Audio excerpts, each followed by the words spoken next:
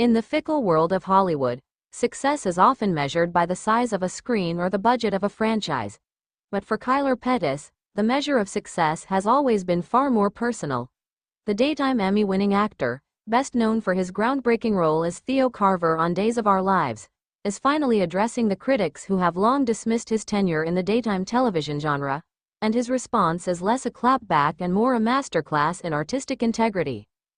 In a candid new interview, Pettis opened up about the pressure he faced early in his career to view his role in Salem as merely a stepping stone, rather than a destination. The whispers were familiar to any actor who has thrived in the soap opera format. When is he going to do real TV? When will he graduate to film? Pettis, now 29, is making it clear that he never saw it that way. For a long time, I let people tell me that Days was just a pit stop, Pettis said. But the truth is, that set was my film school. It was my conservatory. You don't get to play a character with autism, navigate a shooting storyline, find love, and lose your father, all while taping 250 episodes a year, and call that a pit stop. That's a career. Pettis made history when he joined the cast in 2015, portraying Theo Carver, the son of super couple Abe Carver and Lexi Carver. He became one of the first prominent actors on daytime television to portray a character on the autism spectrum with such nuanced depth. His performance earned him the Daytime Emmy Award for Outstanding Younger Actor in a Drama Series in 2017. A win he says was vindication not just for himself, but for the power of the medium. Winning that Emmy wasn't about me being a soap actor, he explains. It was about showing that the storytelling happening on daytime TV is just as vital, just as challenging, and just as culturally significant as anything on streaming or cable.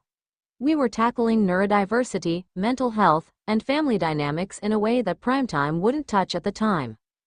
His decision to clap back now isn't born out of bitterness, but out of a desire to redefine the narrative for the next generation of actors entering the industry. Since departing Days of Our Lives, though he has made recent returns, Pettis has deliberately balanced his career, taking on roles in independent films, horror projects like The Black Mass, and producing his own content. He argues that the rigorous schedule of daytime television gave him a work ethic that his peers who jumped straight to streaming services lack. On a soap, you have one take, maybe two.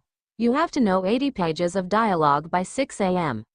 You learn to listen, to react, to be truthful under impossible time constraints, Pettis said.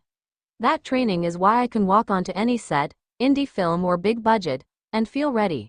The critics who looked down on Days, they don't understand craft, they understand optics. Fans of Days of Our Lives have rallied behind the actor, flooding social media with support. For them, Pettis's journey mirrors the show's own legacy, often dismissed by mainstream critics but beloved for its ability to develop complex characters over decades. As Pettis looks to the future, with several film projects in the works and a production company focused on telling diverse stories, he remains unshaken in his gratitude for the show that gave him his start.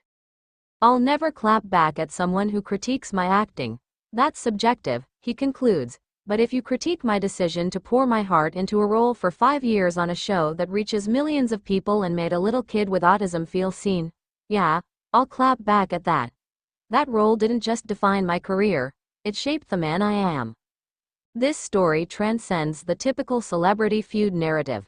It reframes career success through the lens of artistic growth, skill acquisition, and cultural impact.